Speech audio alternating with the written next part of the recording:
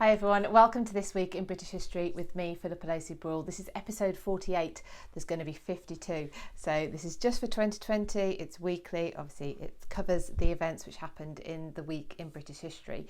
So if you love history though, you are definitely in the right place, so go and hit subscribe. But before I move on, I want to tell you about another project that I am doing this year. Well, it'll continue, it's called 2020 is History. Now, any of you who are here, you are obviously interested in history, and one of the frustrating things about looking at the past is losing the voices of a wide range of people. We know maybe what a king did, or perhaps what he said in a small number of examples, but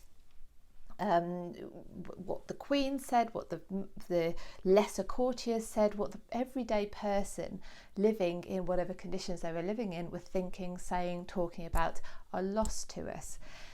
We may well assume that in 2020, with our digital lives, that there will be more records kept. However, I don't think that's going to be the case. Now, 2020 obviously is a massive year because of the coronavirus pandemic, but it's not just that.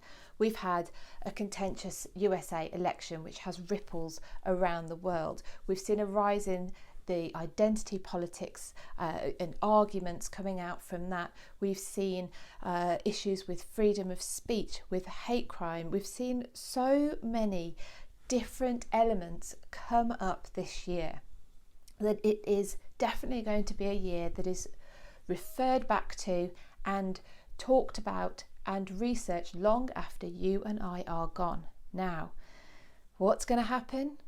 All of our everyday voices are going to be lost once again, because unless you are happy to put stuff out on social media, your exact thoughts, which who really does that? The majority of people don't do that. It's going to be the newspapers, what's on the news. It's going to be people in power. It's going to be those with the loudest voices, again, whose views and take on what's happening are going to be recorded for history. So my project 2020 is History is looking to capture everyday voices so that in the future historians or anyone who's interested can look and see what was the actual range of views. What were people saying to each other across the dinner table, in their text messages, in their private thoughts? Now, you may think, well, I don't want to, the reason my voice isn't out there at the moment is because I don't want to share what I'm thinking with a wider audience. And for that reason, I'm suggesting that you put it in anonymously. So nobody will be expected to put their name on their submission. If you want to, that's also absolutely fine. So I'm initially asking people to make written submissions, although if you want to send me videos as well, that's possible, but just in terms of getting the project started, I have more capacity to be able to keep digital but written words. And I'm asking you to write anything between 1 and 1,000 words. Totally up to you, and if you go over that because you start to roll on with your ideas that you want or whatever you want to write down, that's also fine. And you can submit them to submissions@2020ishistory.com, and there will be a website live if it's not already, where you can go and look at more information. But yeah, the idea of the project is to capture the voices of everybody living through 2020 so that we don't fall into the trap of not having a full record of what people are thinking and feeling, and their worries and their concerns, and the things that you found have gone well for you this year as well. You know, let's not always talk about the bad things that are happening, and making sure that they are captured for the future. Okay, so as I mentioned, this is episode 48, and there will be 52 episodes, one for each week of the year in 2020. Come next year, I'm doing a new project. It's going to be called Brutal History. Brutal History by name and by nature. In the topics we cover and the delivery, it's going to be me and my partner in crime for this project, Catherine Brooks. It's going to be very fun, not for the easily offended, but if you're interested in getting into history in all of its guises and all sorts of topics. And we're not going to edit it very much either, so it will be whatever comes out of our mouths. It's going to be very funny, it's going to be very informative, and if you're interested in that, then just keep your eye out for the announcements of when we're going to launch. Okay, so now I suppose I should get on to the topics that we're going to be covering this week.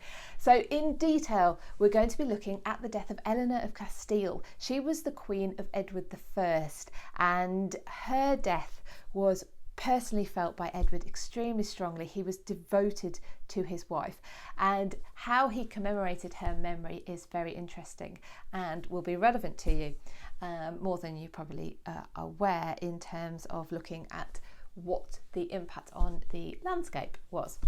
And we will also be talking about Elizabeth I riding into London as Queen of England. And what I'm going to do this week is not cover things, other events in any particular detail, but take you through a list of some of the other interesting things that happened in this week in British history.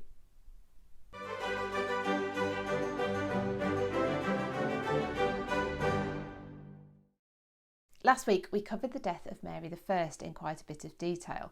Now, of course, when Mary I died, it was her half-sister Elizabeth I that came to the throne. We're talking November 1558, and Mary had died in London, but her half-sister Elizabeth had been at Hatfield House in Hertfordshire when she heard the news.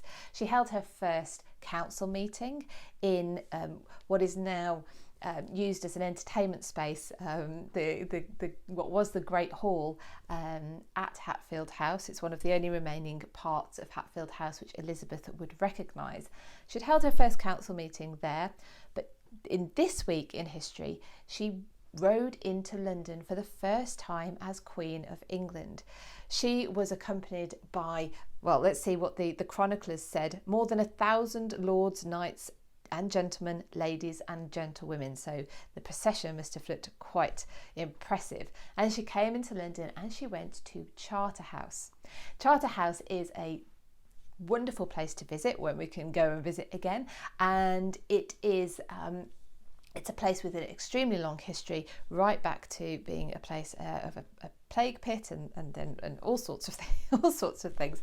And it had the Charterhouse monks were heavily linked to Henry VIII's story and the divorce, and it's many of the Carthusian monks there were tortured to death in horrendous ways when they didn't agree with Henry's opinion as to what he should do about his divorce. But anyway, I suppose that's another story. But Elizabeth went to Charterhouse. Charterhouse was also owned at various times by laymen. So although there were brothers there at various times, there are in fact brothers there now. If you can follow Charterhouse on Instagram, and they have just recently inducted a new brother, I noticed. But Charterhouse was owned by laymen, and in Elizabeth's time, so at this time, it was owned by a man called Sir Edward North, who had Elizabeth and her entourage to stay when she came into London for the first time. She stayed there for 5 days. She held, like I say, not her first Privy Council meeting, because that had been at Hatfield, but she held meetings with her Privy Council there. It must have been a very strange might not be the right word, but a strange time, let's use that word. She hadn't expected, had she, to be queen yet. Her sister was supposedly about to be giving birth. As we know, that wasn't going to be the case, and suddenly she found herself, she was Queen of England. Her path toward being Queen of England was an extremely rocky one. It was never an inevitability, and you can find out more about that, if you like, in one of my videos, Elizabeth Prisoner to Queen, which I will put a link for you in the show notes so that you can have a look at that if you wish. But so Elizabeth came into Charterhouse. She spent 5 days here, and to get her head round being Queen of England. Now for the story I want to cover in the most detail this week. The 28th of November 1290, and Eleanor of Castile dies just outside of Lincoln. Eleanor was the wife of Edward I. She had been 13 years old when they married. He had been 15. Of course, it was a political match. royal marriages at the time were. They have been for probably until very modern times, generally for political reasons. But this turned into a love match. They adored each other. They shared interests, and she went on crusade and campaign with him. In 36 years of marriage, they were hardly ever apart. She had 15 or 16 pregnancies, and there is no evidence to suggest that either of them were unfaithful to the other. They were a very coupley couple. They spent their time together, they loved each other, they loved being each other's company, and they were a real support to each other. They had had a joint coronation on the 19th of August 1274. Edward had become King of England on the death of his father Henry III in November 1272, which we covered in a previous week of this week in British history. Now, as I said, Eleanor accompanied Edward on crusade and on campaign, and while in Gascony she contracted malaria, which was quite rife in Europe at this time.